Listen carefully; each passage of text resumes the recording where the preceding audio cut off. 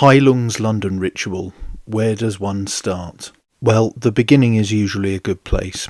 I arrived at Hammersmith in what transpired to be very good time for the event, and so naturally made a beeline for the nearest pub.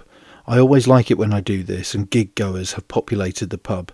It builds a great sense of anticipation as well as an early warning system of when to leave. At least I assume a fair number of my fellow drinkers were going to the gig. The black horizontal lined makeup that skirted the bottom of the eyes and transcended the ridge of the nose was a good indicator, plus the Norse-themed tattoos, of course. It would have to be a real coincidence to run into a group of folks going full Lagertha and Ragnar in Hammersmith if they weren't going to see Heilung. The queue was long but moved surprisingly quickly, so from joining it to being inside the iconic venue took only about 10 minutes. The warm-up act was a pleasant surprise, with Ivor, who sang the soundtrack to The Last Kingdom, performing brilliantly. The stage was then set and looked wonderful, with a kind of primordial forest clearing being created piece by piece, and complete with a glowing Eye of Sauron-looking drum suspended at the rear of the stage. The line in the middle and the light which eventually shone through it meant it also made me think of the iconic sunholder dated to 1200 BC Denmark. It was then time for Heilung to make their entrance.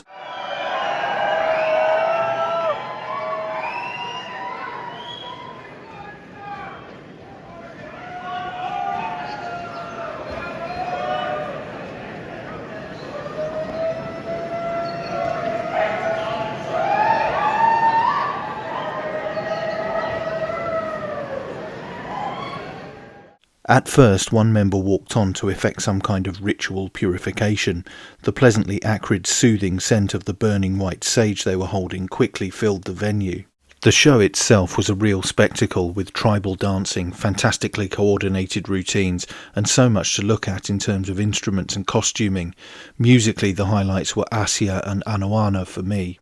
However, as wondrous as most of the visual elements were, there was one particular annoyance for me, in the form of the extremely bright and conspicuously modern floor-mounted stage lights that were, at times, just too bright as they pierced the darkness, and they were somewhat anachronistic to the rest of the performance and took me out of the moment. I'm not sure if these particular lights are a feature of all Heilung shows, or if they were used as a result of the hasty venue change from the Brixton Academy. Incidentally, I'm not referring to the spotlights on screen now, which were used brilliantly, but the large cuboid ones on the floor behind the band that are not on in this scene.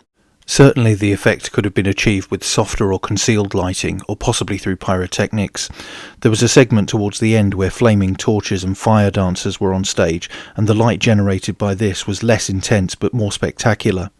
Another irritant was a tendency for some in the audience to go full Ulf Hefner and howl like coyotes, but obviously the band is not responsible for this.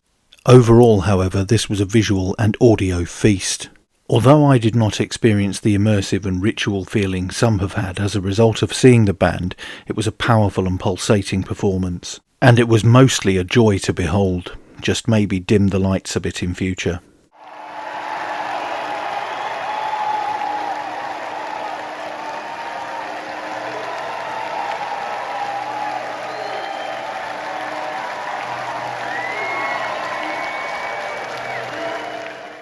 That's it for this video. Don't forget to like, share and most importantly subscribe, and you can also support the channel on Subscribestar via the link in the description.